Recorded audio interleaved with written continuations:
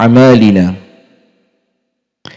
من يهده الله فلا مضل له ومن يضلل فلا هادي له أشهد أن لا إله إلا الله وحده لا شريك له وأشهد أن محمدا عبده ورسوله صلى الله عليه وعلى آله وأصحابه ومن والاه أعوذ بالله من الشيطان الرجيم يا أيها الذين آمنوا اتقوا الله حق تقاته ولا تموتن إلا وأنتم مسلمون اللهم أنت ربي لا إله إلا أنت خلقتني وأنا عبدك وأنا على عهدك ووعدك ما استطعت أعوذ بك من شر ما صنعت أبوء لك بنعمتك علي وأبوء بذنبي فاغفر لي فإنه لا يغفر الذنوب إلا أنت أمسينا على فطرة الإسلام وعلى كلمة الإخلاص وعلى دين نبينا محمد صلى الله عليه وسلم وعلى ملة أبينا إبراهيم حنيفا مسلما وما كان من المشركين أما بعد. Alhamdulillah ibu-ibu sekalian, kita bersyukur kepada Allah atas setiap nikmat yang Allah karuniakan, yang dengan syukur itu kita berharap kepada Allah nikmat yang telah Allah karuniakan Allah senantiasa menjaga dan tidak mencabutnya.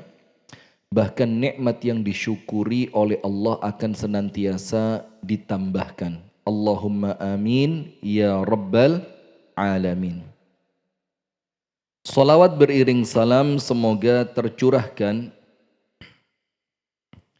kepada uswah kita, suri tauladan kita dan kekasih kita bersama Nabi besar, Nabi agung, An-Nabi Muhammad sallallahu alaihi wasallam, beserta seluruh keluarganya, beserta seluruh istrinya, beserta seluruh sahabatnya, dan seluruh di antara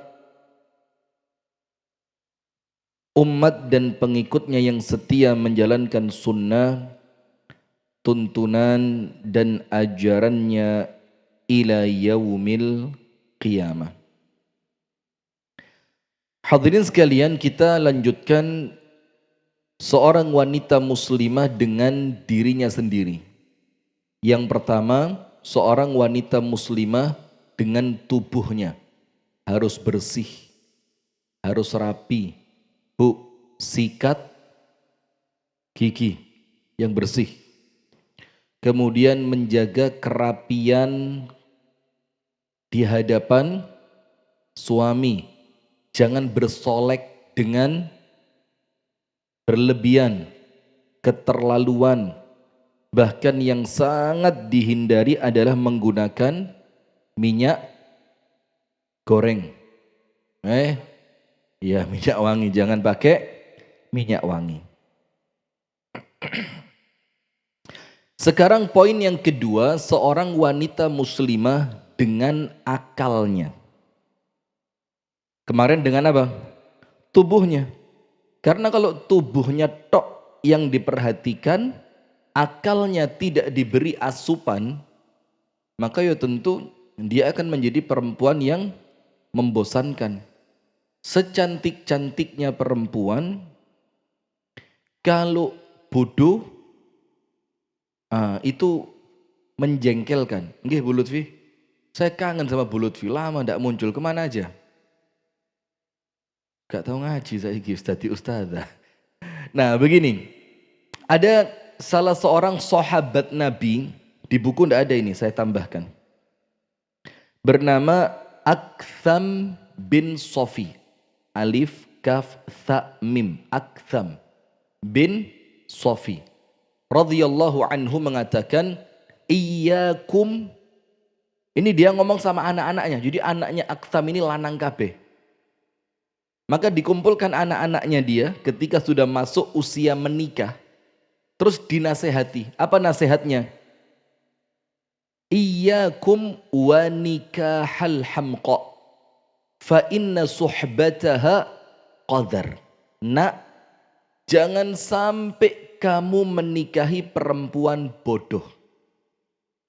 Karena hidup bareng dengan perempuan bodoh, suhbah, qadar, itu kenistaan. Ngerti enggak kenistaan? Jadi menjadikan kamu itu gak enak uripe, gak enak ngomongi. Jadi nista itu yo sial, ndak baik, menjengkelkan, pokoknya ndak enak. Maka sama Aktham bin Sofi yang dikasih peringatan bukan jangan menikah dengan perempuan jelek, enggak. Karena kalau perempuan itu secara fisik dia nampaknya biasa saja, atau bahkan maaf mungkin dalam tanda kutip di penilaian manusia mungkin dibilang jelek, tapi orangnya pinter, telaten, gemati. Ngerti gemati? Apa gemati itu? Gati, sama suaminya perhatian, dia betul-betul memberi apa? Dia betul-betul memberi apa? Perhatian kepada suaminya. Maka tetap enak dibandingkan sakwali ketoke cantik tapi tell me, diajak ngomong buffering terus, muter doi telat mikir, muter terus. Dek kopi dijukuk nih bubukan kopi, astagfirullah, airnya mana? Dijukuk nih banyu di ember, kan ya ruwet. Maka perempuan muslimah itu tidak hanya memperhatikan fisiknya, tapi bagaimana dia memperhatikan akalnya. Akal adalah tempat kamu berpikir, beriman, berhubungan dengan sang pencipta yang menunjukimu pada setiap kebaikan. Jadi semua kebaikan itu pangkalnya di akal. Tapi maaf, dalam Islam akal itu bukan yang di kepala, tapi yang di dalam hati. Itu diperhatikan. Dan akal itulah yang akan menjagamu dari segala keburukan. Jadi iso mikir, ngerti mana yang baik, mana yang buruk. Yang membentuk jati dirimu, mengarahkan ucapanmu. Orang kalau berakal bu, ngerti omongan ini baik atau tidak baik. Omongan ini akan menyinggung orang lain atau tidak. Dia ngerti mana yang pantas, mana yang tidak pantas dengan apanya? Akalnya. Oh, saya mau pengajian, pantasnya pakaiannya seperti ini. Oh, saya mau ada acara kondangan. Apa kondangan itu? Acara manten dengan teman-teman, pantasnya pakaiannya seperti ini. Oh, saya diundang teman ke rumahnya untuk acara makan. Oh, pantasnya begini. Itu pakai apa? Akal. Tapi bukan akal yang polosan. Akal yang diisi dengan ilmu. Dan dengan akal itu akan menentukan kedudukanmu di antara manusia. Manusia yang berakal itu ditemani sama orang enak, ngerti. Kapan temennya sedih, ojo dijak guyon. Kapan temennya susah, diberi hiburan yang pantas. Itulah akal. Maka sudah seharusnya bila akal menjadi perhatian utamamu. Nah maka dengan itu jangan dianggap seperti dulu lagi.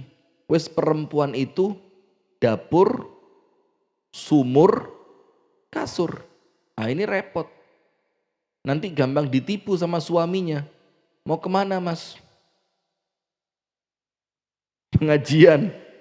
Nggak taunya kemana? Privat. Ngerti privat? Hah? Ya privat sama jamaah juga. Cuma jamaah yang sekarang statusnya meningkat menjadi murid. Bu Lutfi senyumnya menarik loh. Kenapa Bu Lutfi? Nah sudah kita lanjutkan. Poin yang pertama. Wahai saudariku muslimah, hendaknya kalian memperkaya akal kalian dengan ilmu dan membekalinya dengan pengetahuan yang bermanfaat. Ilmu dan pengetahuan yang bermanfaat. Ilmu seperti apa? Seperti ini. Duduk di majelis taklim. Pengetahuan yang bermanfaat apa? Membedakan mana kencur, mana kunir, mana jahe. Bagaimana Bu Lia? Aman ya? Sudah bisa sekarang? Mana lengkuas? Mana? Itu pengetahuan biar ngerti. Suaminya minta buatin jamu. Dikasih apa sebenarnya? Lengkuas. Dikira jahe. Nah itu maka bekali akalmu dengan ilmu dan pengetahuan yang bermanfaat. Termasuk yang bermanfaat itu apa? Ya perempuan kudu ngerti. Sekedar dondomi pakaian. Sekedar apa? Bagaimana dia merawat anak kecil yang sakit. Karena sebelum dia dibawa ke dokter, dokter pertamanya siapa? Ibunya. Nah maka itu pengetahuan yang harus dimiliki seorang wanita. Faham gak ibu-ibu? Tumbuhkan akalmu dengan menelaah berbagai macam ilmu. Harus pinter. Harus pinter. Dan banyak orang-orang itu mengatakan, oh salah perempuan mau ngapain sih? Enggak. Perempuan harus pinter. Karena minimal kecerdasannya itu akan bermanfaat untuk dirinya dan anak-anaknya. Minimal itu. Untuk dirinya dan anak-anaknya ngerti. Tumbuhkan akalmu dengan menelaah berbagai macam ilmu. Seorang wanita muslimah memiliki tanggung jawab yang sama sebagaimana laki-laki. Walahunna mithlul ladzi alaihinna bil ma'ruf. Dalam Al-Quran dikatakan, dan perempuan itu memiliki hak sebanding dengan kewajibannya dengan cara yang baik. Jadi ketika haknya dia, ketika kewajibannya berat, maka tentu haknya dia juga semakin besar. Nah, maka dengan itu, wanita muslimah diwajibkan untuk menuntut ilmu yang bermanfaat bagi agama dan dunianya. Maka talabul ilmi faridhatun bukan ala kulli muslim. Ala kulli muslimin wa muslimatin. Laki-laki muslim maupun perempuan muslimah. Maka Nabi Muhammad itu punya satu majelis khusus perempuan. Hari apa?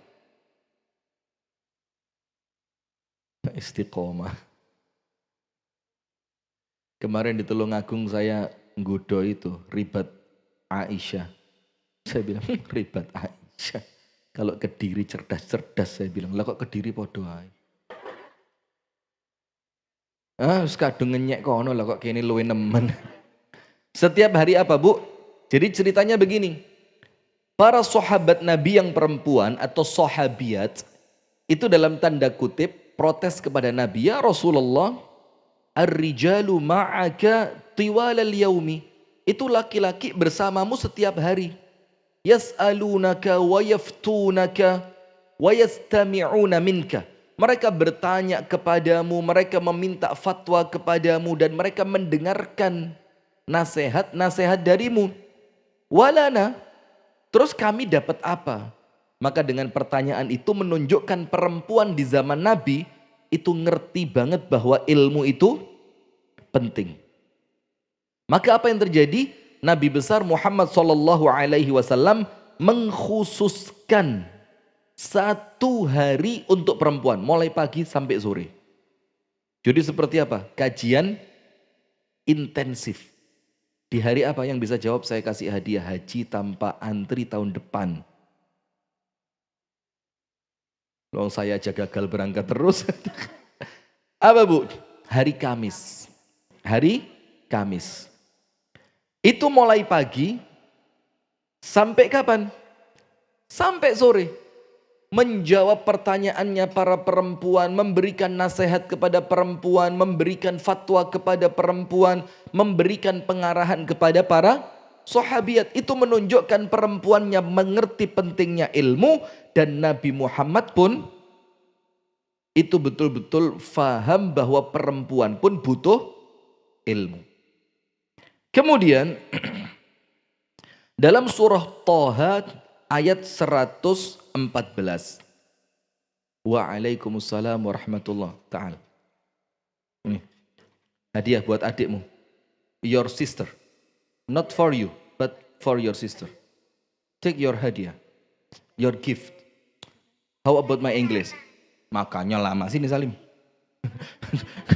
Kamu dapat hadiah makanya lama. Sudah lanjut. Bu, buat panjenengan bu. Masya Allah. Mboten nopo-nopo, saya seneng orang terlambat itu. Saya kasih hadiah loh. Mboten, Masya Allah. Rezeki. Nggih, biar panjenengan telat terus nanti. Mboten guyon. Sudah. Nanti berikutnya hadiahnya yang serius ya, dikasih pertanyaan. Maka perhatikan ibu-ibu sekalian dalam surah Thaha ayat yang ke-114. Disebutkan apa bu? Nabi Muhammad dan para nabi yang lain tidak pernah meminta kepada Allah tambahan perkara duniawi. Tidak ada. Tidak ada. Tapi Allah perintahkan di dalam Al-Quran agar Nabi Muhammad SAW memohon kepada Allah tambahan ilmu. Tambahan apa? Ilmu. Maka dikatakan, waqul, dan katakanlah wahai Muhammad sallallahu alaihi wasallam. Artinya apa? Ini diperintah sama Allah. Qul, katakan. Mintalah itu kepada Allah. Berdoalah itu kepada Allah. Apa yang harus kamu minta? Rabbi zidni ilma. Ya Allah, tambahkan ilmu untukku. Tidak ada minta tambahan duit, tambahan umur, tambahan job, tambahan istana. Astagfirullah. Anda kenapa arahnya ke istri? Tambahan istana enggak, tapi mintanya apa? Rabbi zidni ilma. Itu saking pentingnya ilmu sampai Nabi Muhammad oleh Allah diperintahkan untuk meminta tambahan itu kepada Allah, yaitu tambahan ilmu. Dan maaf bu, tambahan ilmu itu tidak mungkin kita dapat dengan cara duduk di tempat kita. Tambahan ilmu itu dengan ikhtiar, membaca, mendengarkan, belajar, mencari, safar. Itu baru dapat tambahan ilmu. Maka ketika panjenengan berdoa, Rabbi zidni ilma, ya Allah tambahkan ilmu untukku, lah kok panjenengan tidak keluar rumah? Ya maka tidak ada tambahan itu, kecuali sekarang ya beda ya. Sekarang ada YouTube, ada Google, Anda bisa baca buku di rumah, Anda bisa, itu bisa, tapi artinya tetap ada ikhtiar. Juga ketika engkau mendengar Rasulullah SAW bersabda, talabul ilmi fariidhatun ala kulli muslim. Menuntut ilmu itu adalah suatu kewajiban untuk seorang muslim. Dan kalimat muslim ketika disebut secara mutlak, maka dia untuk muslim laki-laki maupun untuk perempuan. Nah sekarang saya mau tanya, ilmu itu ada yang ilmu fardu ain, ada yang ilmu fardu kifayah. Apa ilmu yang fardu ain?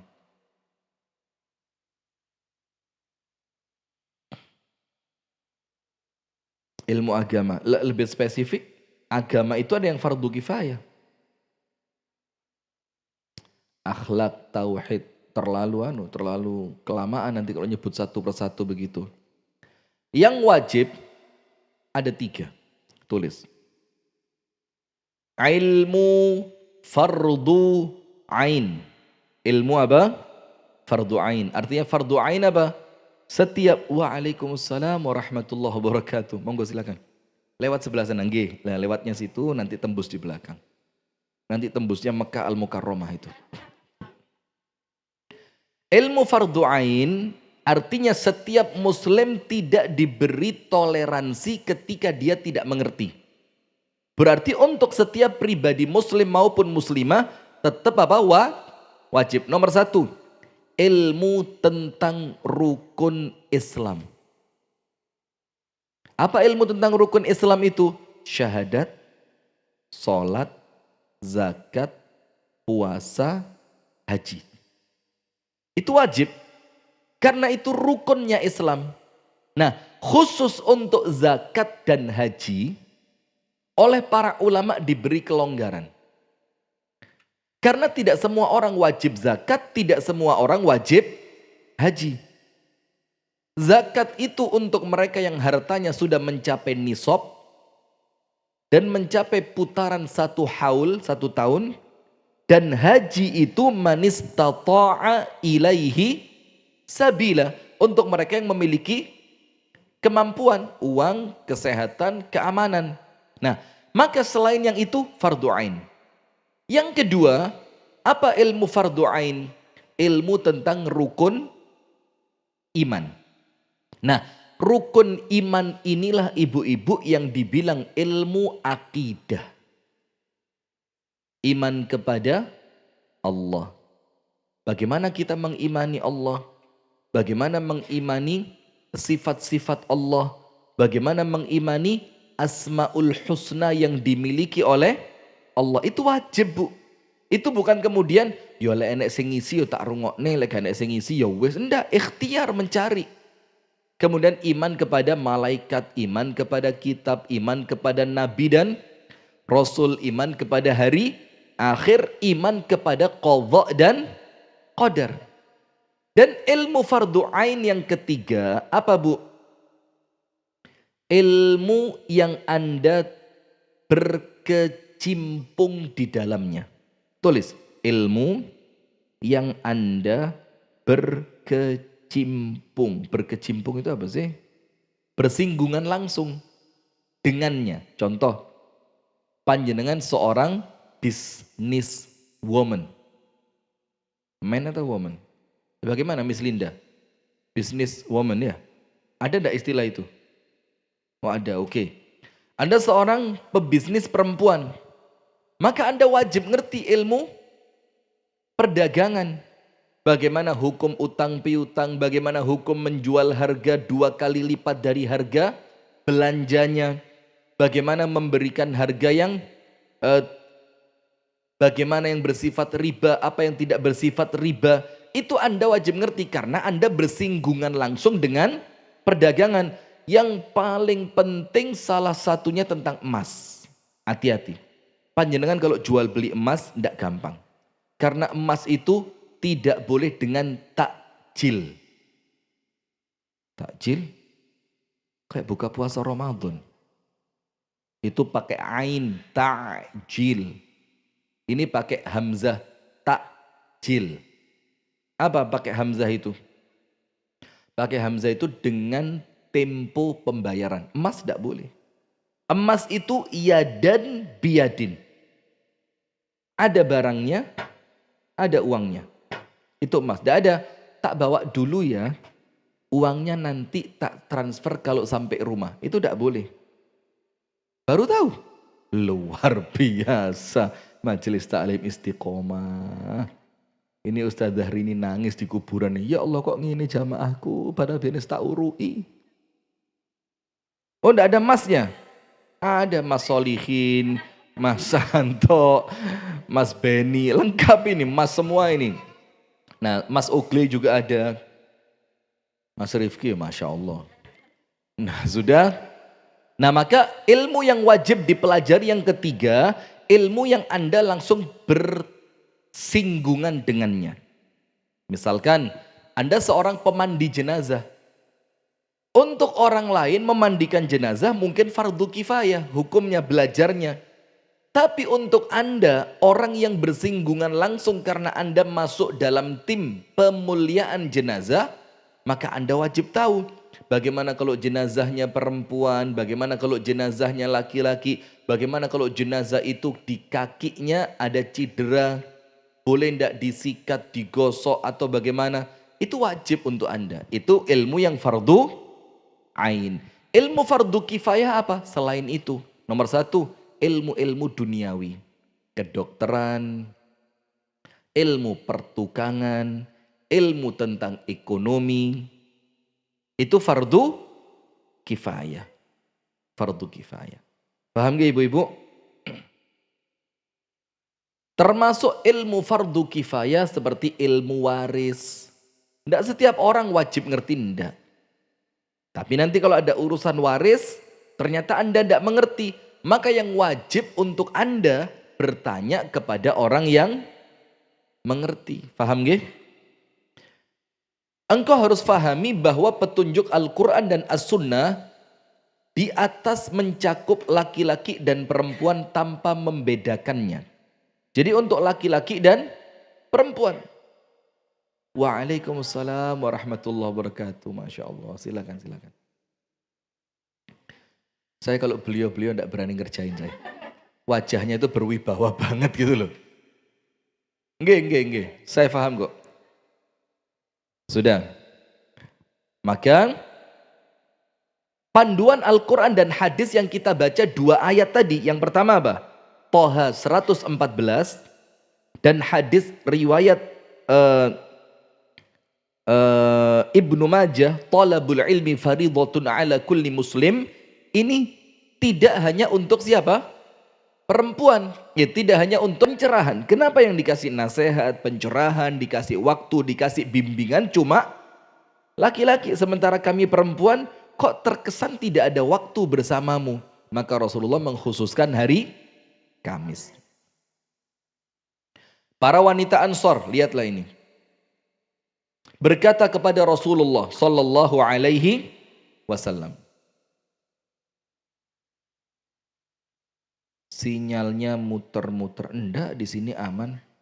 Paketan Anda mau habis kayaknya. Enggak, coba dicek lagi ya. Para wanita Ansor berkata kepada Rasul sallallahu alaihi wasallam, "Wahai Rasulullah, luangkanlah waktumu sehari untuk kami." Ini yang saya ceritakan tadi. Sehingga apa? Kami bisa belajar kepadamu sebagaimana orang laki-laki bisa terus belajar kepadamu. Karena kami selalu kalah dari laki-laki dalam urusan belajar ini. Mereka sudah ngerti, kami belum ngerti. Mereka sudah tahu, kami belum tahu. Jadi ini yang dibilang kesetaraan di dalam ilmu. Kemudian Rasulullah berkata, berkumpullah di rumah fulanah. Disebut salah seorang perempuan. Dan beliau selalu hadir ke rumah tersebut untuk menyampaikan nasihat, mengingatkan para muslimah dan mengajari mereka. Disebutkan dalam penjelasannya para ulama, itu oleh Nabi Muhammad ditetapkan pada hari Kamis. Seperti ini. Jadi ngaji untuk perempuan hari Kamis itu yuk. Nah itu Masya Allah. Berarti kalau Rebu bid'ah. Anda. Wanita muslimah adalah orang-orang yang selalu ingin belajar. Belajar bu, terus bu. Cari ilmu. Karena cari ilmu itu bukan sekedar untuk, lah aku lo golek ilmu kok terus gaya apa. Enggak. Ilmu itu kita cari untuk siapa? Ya diri kita ini. Agar kita ibadahnya benar, agar kita ini bisa menjadi orang yang sabar, agar kita mengerti bagaimana nanti kita itu saingan dunia ustadz-ustadzah semakin berat. Lalu sekarang di Istiqomah Masya Allah ya ustadzah semua ya sekarang. Kita jadi repot ini, sing lanang ya bisa tergeser orang perempuan kalau ceramah ya luwes ya Masya Allah ya. Kalau kita laki-laki ini kan ceramah saklek keram. Coba lihat Dokter Aisyah Dahlan. Itulah ceramah menyenangkan. Wong lanang medeni tok. Jakarta sinyal juga jelek. Mas Arif, tidak ada kendala? Aman.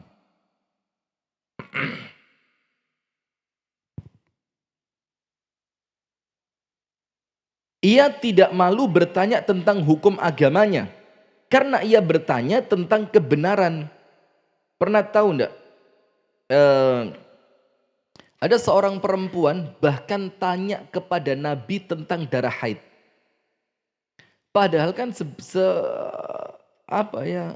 Kalau dalam bahasa Jawa kan kesannya saru ya. Saru itu kayak kok empane gak pantes. Wagu. Iya, saru, wagu, ap- ap- pamali itu kan ya kualat ya, bukan. Iya wagu itu ya. Wa, tabu, tabu. Kok kesannya yang ditanyakan tentang darah perempuan. Dan subhanallah Bu, ibu-ibu tahu daurah darah wanita itu rata-rata yang ngisi laki-laki. Bukan karena apa? Karena perempuan yang ngerti tidak punya kemampuan untuk menyampaikan izin. Aku mau, ya mau. Akhirnya ya, mau tidak mau dia mendapatkan materi itu dari laki-laki. Dan ketika yang menyampaikan laki-laki tentu apa?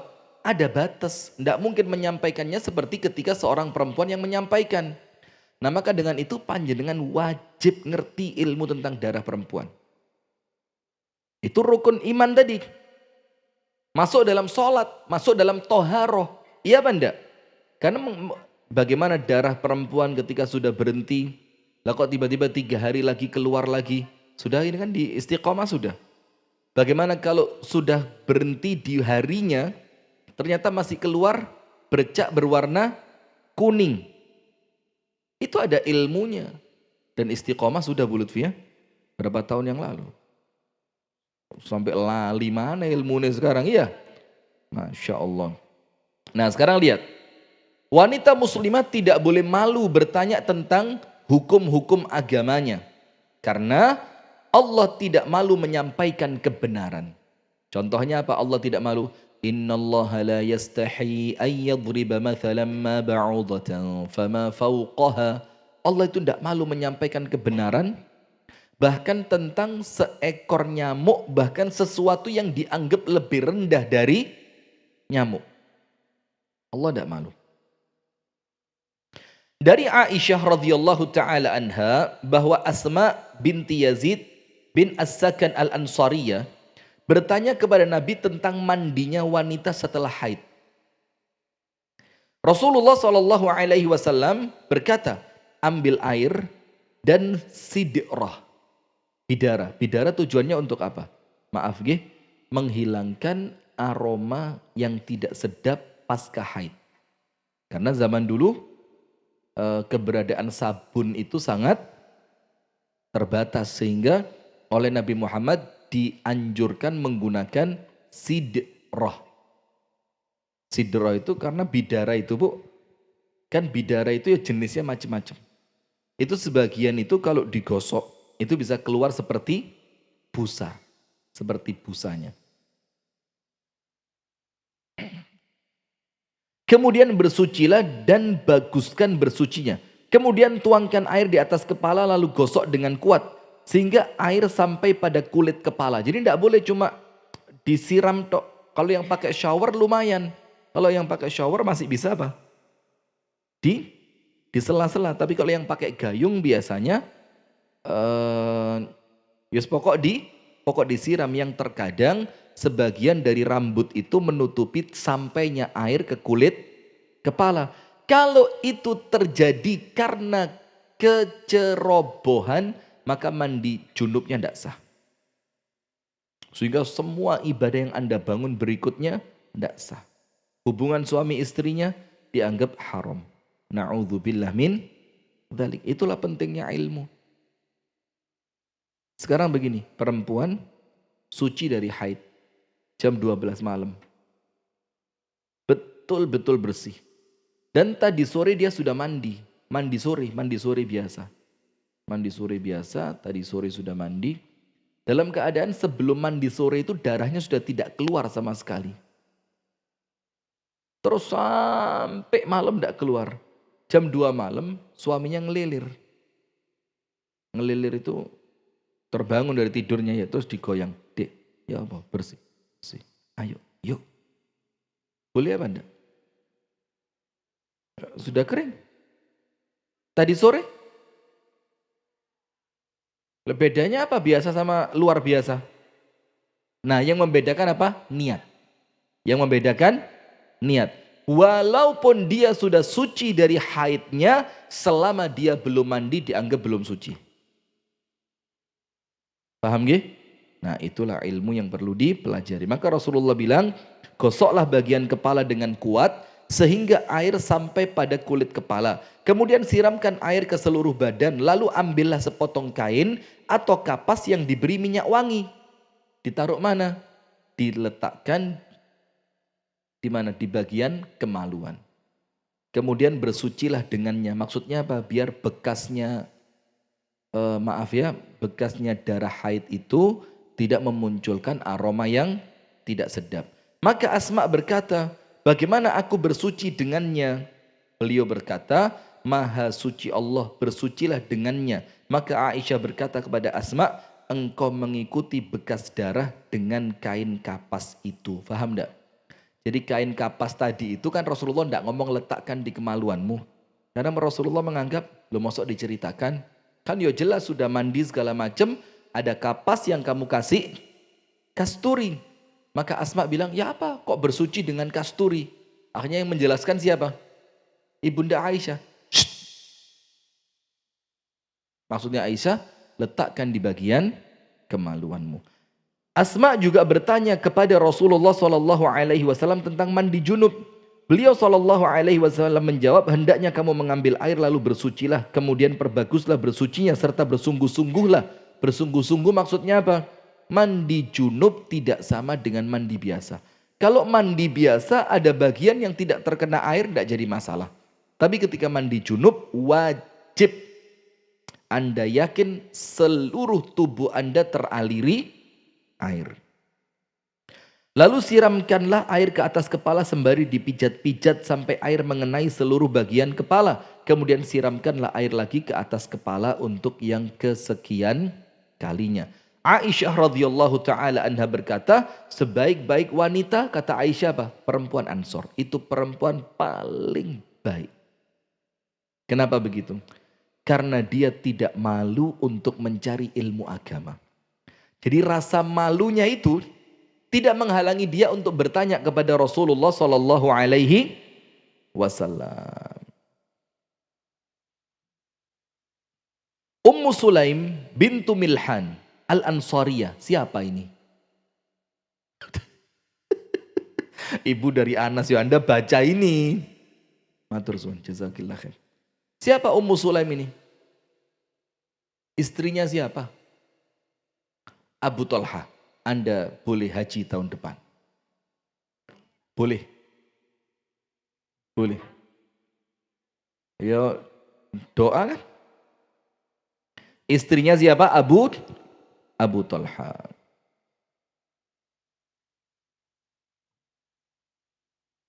Menemui Rasulullah Sallallahu Alaihi Wasallam, kemudian ia berkata, ya Rasulullah, sesungguhnya Allah tidak malu dari kebenaran.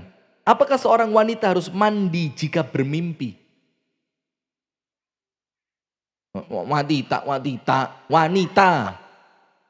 Woman, you know, ladies. Watita. Anaknya siapa kamu? Ini Masya Allah, ini ngaji mulai lahir procot. Sama siapa lagi dulu ya? Ada satu lagi dulu. Oh, Rahimanya Burini. Itu pernah sekali ngaji sama saya. Mulai lahir procot ngaji. Pernah sekali ngaji di As-Sakinah Mojoroto. Saya kan naik motor ke masjid. Dari Kasembon naik motor. Itu kunci motor saya diambil. Ketika saya sedang ngimami sholat Isya. Waduh, Allah, hilang ini sudah. Subhanallah, tidak lama balik itu Rahimah itu. Bawa kunci mobil. Ditaruh di tempat kunci motor saya lihat loh, kok ganti kunci Toyota ini. Wah, luar biasa. Pengertian, arek cilik ngerti, sing tuwek-tuwek gak ngerti blas. Subhanallah, setelah sholat, akhirnya yang punya kunci mobil tadi tahu bahwa itu kunci mobilnya dibawa ke tempat saya. Masya Allah. Cerdas anak kecil. Yang sepuh-sepuh kakean mikir gak cerdas-cerdas. Sudah? Coba lihat, kalau laki-laki mimpi wajib mandi? Dari mana wajib? Mimpi dikejar ulo. Anda dari mana? Anda pelan-pelan. Kalau dia bermimpi dan tidak sampai, tidak sampai inzal. Inzal itu, air maninya keluar, maka tidak wajib. Tapi kalau hubungan suami istri Tidak sampai inzal. Wajib mandi? Wajib.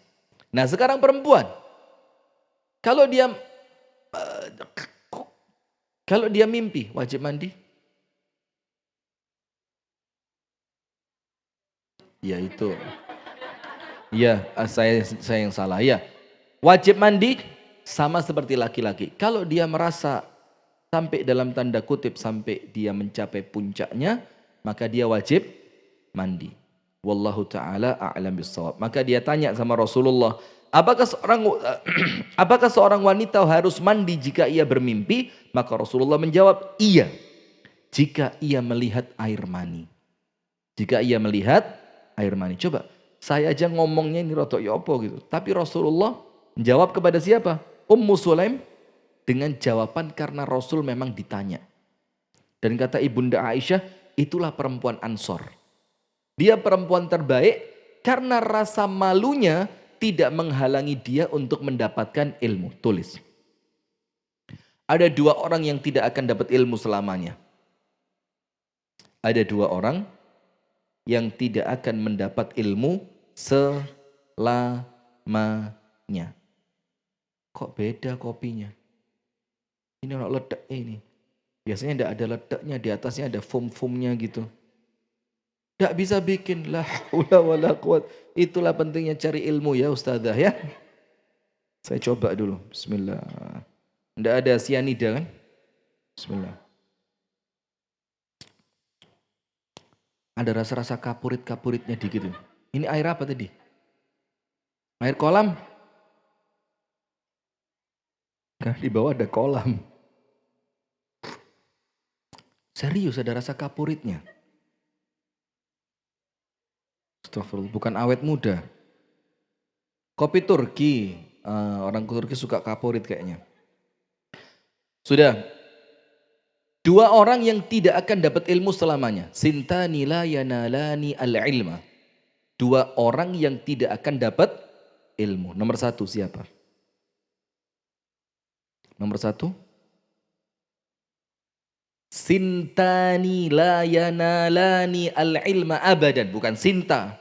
Sintan itu dua kelompok manusia. Lan yanala al-ilma abadan. Yang tidak akan dapat ilmu selamanya. Nomor satu. Al-mustakbir. Mustakbir. Orang sombong. Tidak akan dapat ilmu. Kenapa orang sombong tidak dapat ilmu? Siapa dia? Dikira saya tidak ngerti apa. Buat apa saya cari ilmu? Maka selamanya tidak akan dapat ilmu.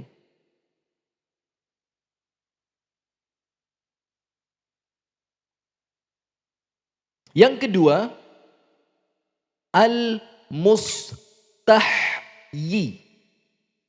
Nomor satu al-mustakbir. Yang kedua al-mustahyi. Haya apa haya? Al-haya'u minal iman. Malu. Berarti al-mustahyi pemalu. Diajak ngaji ke Nur Solihin. Nur Solihin ini ibu-ibu wis pinter-pinter. Padahal yo jane yo gak lho Mbak. Anda jangan minder, di sini podo kabeh. Ini malah subhanallah saya tanya ndak ada yang connect blas. Mendingan tolong agung kemarin. Yang kedua al-mustahyi. Orang yang malu. Kalau malu dia tidak mau tanya.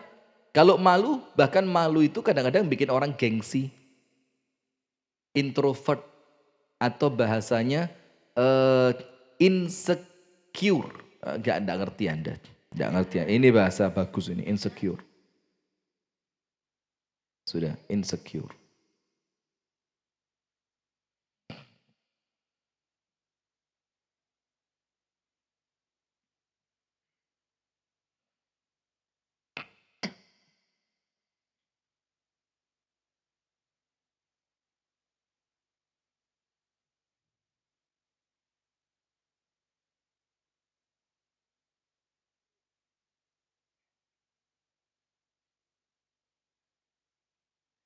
Kita lanjutkan. Maka Ummu Salamah berkata, kemudian menutupi wajahnya karena malu. Ia bertanya, ya Rasulullah, apakah perempuan juga mimpi? Tapi ketika Ummu Salamah yang tanya, Ummu Salamah itu tanya sambil apa? Sambil mukanya ditutupi karena merasa malu. Karena dianggap pertanyaannya yo tabu tadi ya. Maka Rasul, apakah perempuan itu juga mimpi? Maka Rasulullah berkata, apakah iya? Tentu saja. Lantas dari mana seorang anak bisa mirip ibunya? Nah, maksudnya Ummu Salamah bukan mimpi. Apakah perempuan juga mengeluarkan air mani? Jadi kan Rasulullah ditanya sama Ummu Sulaim, apakah perempuan itu, anak-anak kecil kok pas masuk ini, apakah perempuan itu dia mandi ketika bermimpi? Jawabannya Rasul apa? Ketika ia melihat air mani. Maka Ummu Salamah tanya, apakah perempuan juga mengeluarkan air mani? Maka Rasulullah bilang, yo iya. Bagaimana kemudian ceritanya kalau ada seorang anak mirip dengan ibunya? Yaitu tentu karena kecondongan air maninya. Kemudian seorang wanita muslimah yaitu selalu tertarik kepada ilmu, bergegas kepadanya dan punya perhatian lebih untuk memahami masalah-masalah yang dihadapinya. Jadi tanya perempuan muslimah itu. Sebab ia sadar bahwa kedalaman ilmu akan mempengaruhi jati dirinya. Jadi perempuan yang berilmu itu beda bu dengan yang tidak berilmu. Kelihatan lebih pede, kelihatan lebih berwibawa, dia kelihatan lebih, kalau bahasa lebaynya ya mungkin lebih anggun lah ya. Jadi ilmunya itu menjadikan dia inner beauty-nya semakin terpancar. Akan mempengaruhi jati dirinya, mempengaruhi anak-anaknya, keluarganya dan masyarakatnya. Akan tetapi, apa yang sebenarnya wajib dipelajari oleh wanita? Nah, sekarang kita jelaskan.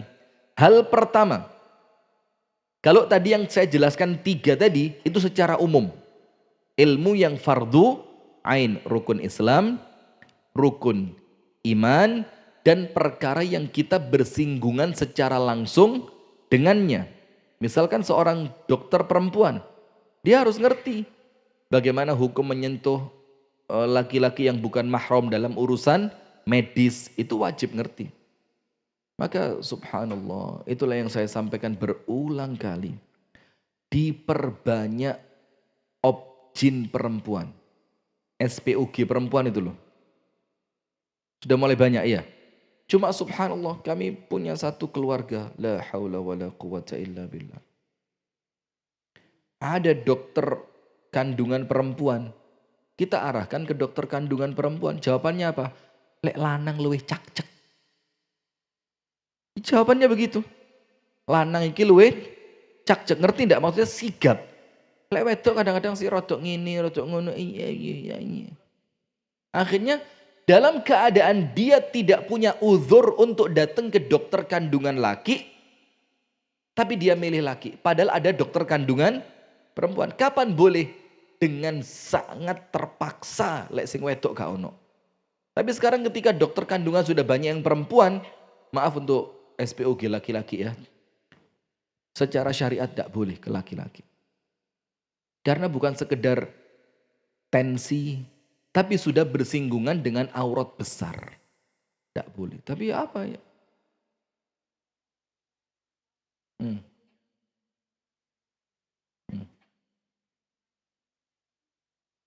Yuk diikhtiarkan ngomong, saya minta semuanya perempuan. Kalau secara terpaksa dibilang di rumah sakit tersebut, maaf ibu tidak tersedia bagian anestesi yang perempuan, ya sudah mau apa? Kan begitu, cuma tetap kita ikhtiar dari awal. Jangan sampai ditangani oleh dokter laki-laki. Kalau memang memungkinkan.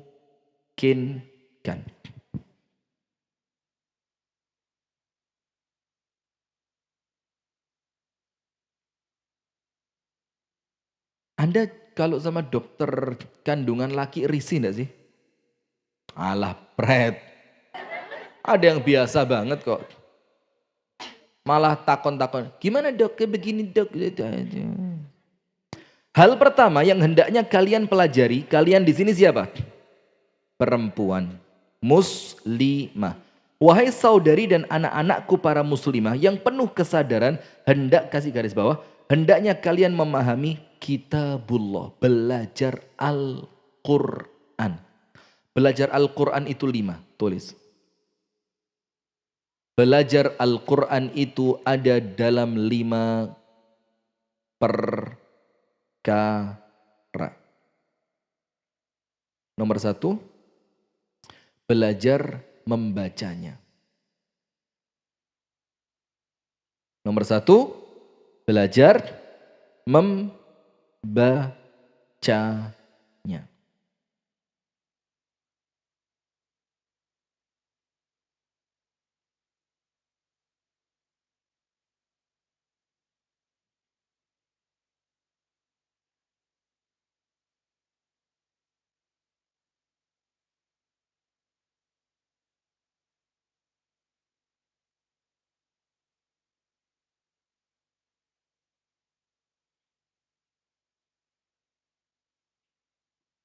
Nomor 2, mulai latihan menghafalnya. Tapi levelnya disesuaikan dengan keadaan panjenengan masing-masing nggih. Nomor 1 apa? Membaca. Dipelajari sampai bacaannya baik dan benar. Setelah bacaan itu mulai baik dan benar, yang kedua apa? Menghafalnya. Nomor 3, memahami makna dan kandungannya. Atau bahasa kita mulai tadabbur tafsirnya. Nomor 4, mengamalkannya. Yang terakhir, mendakwahkannya. Belajar baca dulu sampai bacaannya baik dan benar. Itu tadarus Quran pagi, Bulia, di Masjid Nur Solihin tidak ada untuk perempuan. Khusus laki ya. Nanti insya Allah. Kenapa? Hari Senin. Iya. Senin sama Jumat. Kalau anak-anak Kamis ba'dal maghrib sampai selesai. Yang kedua, dihafalkan. Mulai latihan apa? Hafalan. Dan apa yang Anda hafalkan yang pertama kali? Surat-surat pendek dan ayat-ayat wirid harian. Surat-surat pendek dan ayat-ayat wirid harian. Seperti 2 ayat terakhir surah Al-Baqarah. 10 ayat pertama dan terakhir surah Al-Kahfi. Kemudian apa lagi? Ayat kursi. Dan semacam itu. Kemudian setelah mulai latihan hafalan, mulai memahami makna dan kandungannya. Kemudian mulai mengamalkannya, kemudian mendakwahkannya. Karena apa? Ilmu itu ibarat harta. Semakin dia dibagikan, semakin dia bertambah. Hal pertama yang wajib dipelajari oleh wanita muslimah adalah kitabullah. Baik membacanya, tajwidnya, maupun tafsirnya. Selanjutnya, belajarlah hadis. Hadis apa yang pertama kali wajib Anda pelajari, Bu? Hadis tentang hukum, hadis tentang sholat, hadis tentang puasa, tentang hukum-hukum ibadah. Kemudian sirah. Nah ini Ustadz Muhammad Hatta ini. Masya Allah. Beliau ngelontok banget. Sirah Nabawi. Kemudian kisah para sahabiyah, tabi'iyah. Tabi'in laki-laki, tabi'iyah perempuan.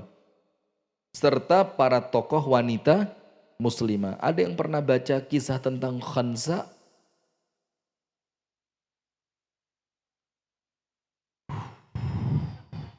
Oh ngelontok, monggo cerita. Saking ngelontoknya sampai rontok semua ya.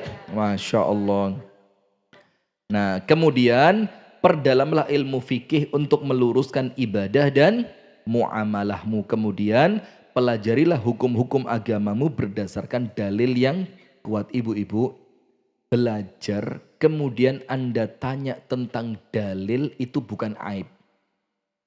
Karena ada sebagian penceramah yang ketika ditanya dalilnya itu emosi. Kamu belum saatnya. Ini yakin saja. Loh ya apa? Ngaji itu landasannya dalil. Dalil itu Al-Quran dan As-Sunnah. Lah kalau ngaji ditanya dalil lah kok kemudian emosi. Nah itu tidak pantas. Yo ngomong saja, mohon maaf untuk saat ini saya belum tahu hadisnya. Nanti berikutnya saya sampaikan. Itu kan lebih elegan ya, lebih baik. Setelahnya, pelajari ilmu yang menjadi wewenangmu dalam hidup seperti apa? Mengurus rumah, suami, keluarga dan anak-anak. Menjadi dokter di rumah. Jadi di kulkas itu aslinya bukan kulkas, Bu, kulkis. Ada showcase, you know? Orang Jawa mau jenis showcase. Tempat nyimpen minuman dingin tuh yang kacanya transparan. Nah, aslinya kulkis. Tapi orang Jawa susah, kulkas.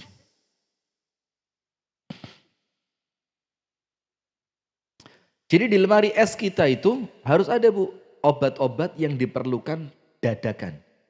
Seperti apa? Bu, astagfirullah, Bu. Saya ngomong obat yang diperlukan dadakan. Lah kok diare? Diare itu penyakit, bukan obat, Ustazah. Loh, lah kok obat kok diare itu loh, Masya Allah, Jan Powin teristiqomah, Masya Allah. Mudah-mudahan Ustazah Rini oleh Allah dirahmati di alam kuburnya, amin. Murid panjenengan Ustazah, Masya Allah. Obat sehari-hari yang diperlukan lah kok diare. Diare itu penyakit. Sudah. Engkau adalah makhluk yang Allah khususkan untuk mengurusi segala urusan. Bener apa enggak? Perempuan itu kudu ngerti kabeh. Kecuali satu. Angkat galon dan masang LPG. Alah pret. Perempuan itu yang sudah latihan angkat beban, ngangkat galon itu kuat. Tapi ketika ada suami, angkatin dong. Padahal gak ada suami, kuat dia. Tapi pas ada suami, katanya apa? Ya menghargai keberadaan suami lah. Masa ada suami gak difungsikan? Pinter. Masya Allah. Sudah. Maka pelajari ilmu yang berkaitan dengan kewenanganmu di dalam hidup. Seperti apa? Pelajari ilmu tentang rumah, tentang suami, keluarga, anak-anak. Engkau adalah makhluk yang Allah khususkan untuk mengurusi segala urusan rumah tangga. Urusan ibu yang penuh kasih sayang, menenteramkan, ceria, riang. Serta ibu itu simbol kebahagiaan dan kesenangan. Iya benar. Rumah itu kalau sudah kehilangan ibu, itu kehilangan cahayanya. Silang, kayak surem gitu. Karena bapak itu tidak seceria ibu. Ibu itu tempat anak jerit-jerit. Bapaknya datang.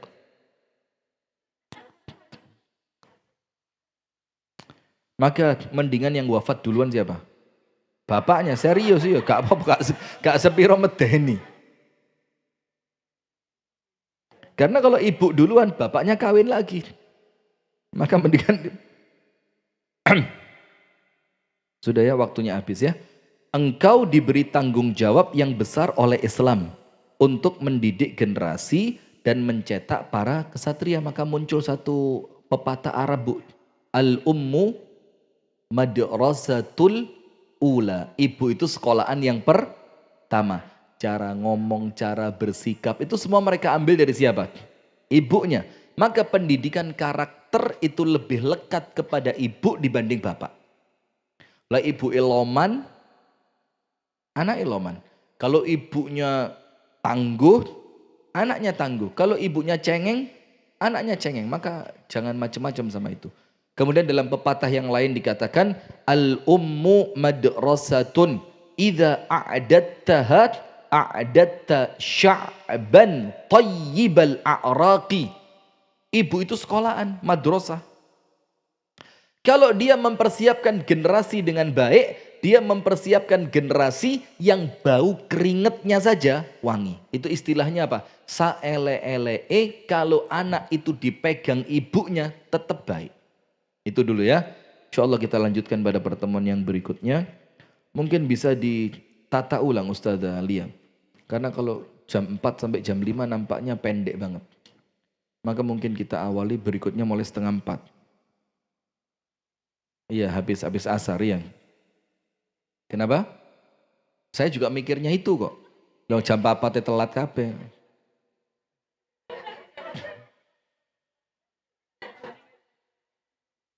Nah, sudah. Monggo.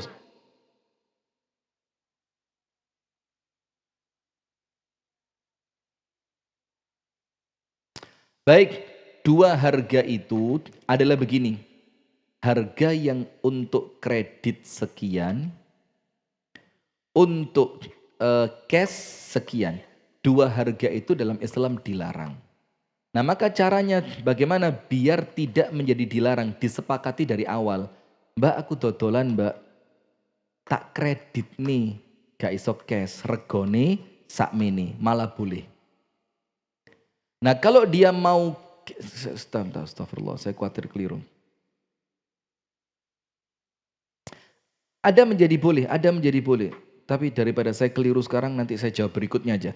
Jadi intinya dua harga itu tidak boleh. Seperti begini, motor kredit sekian. Nggak, lupa saya bu, daripada saya salah. Nanti berikutnya insya Allah ya. Jadi intinya awalnya dua harga itu dilarang dalam Islam. Cuma nanti penjelasannya seperti apa, atau Anda tanya dulu kepada yang lain lah ya, biar dapat jawaban yang lebih cepat.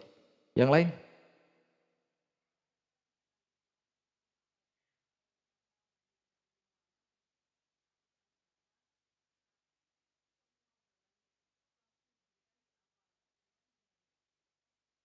Wallahu a'lam, wallahu a'lam. Anda pertanyaannya berat-berat hari ini. Tanya sama yang lain. Coba yang lain.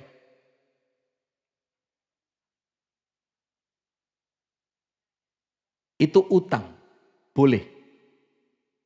Iya, boleh. Itu utang. Maka nanti dibayarnya pun sesuai dengan nilai emas di waktu pembayarannya. Dan bayarnya harus kembali emas. Kalau dibayarkan dengan uang, itu nanti jadinya riba. Oke, silakan. Oke, sudah ya. Wallahu ta'ala a'la wa a'lam bissawab.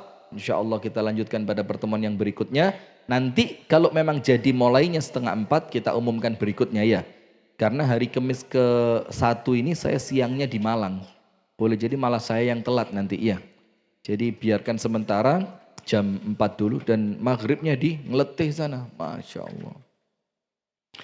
Hadanallahu wa iyyakum ajma'in. Kita tutup dengan doa kafaratul majlis. Subhanakallahumma wa bihamdika asyhadu an la ilaha illa anta astaghfiruka wa atubu ilaik.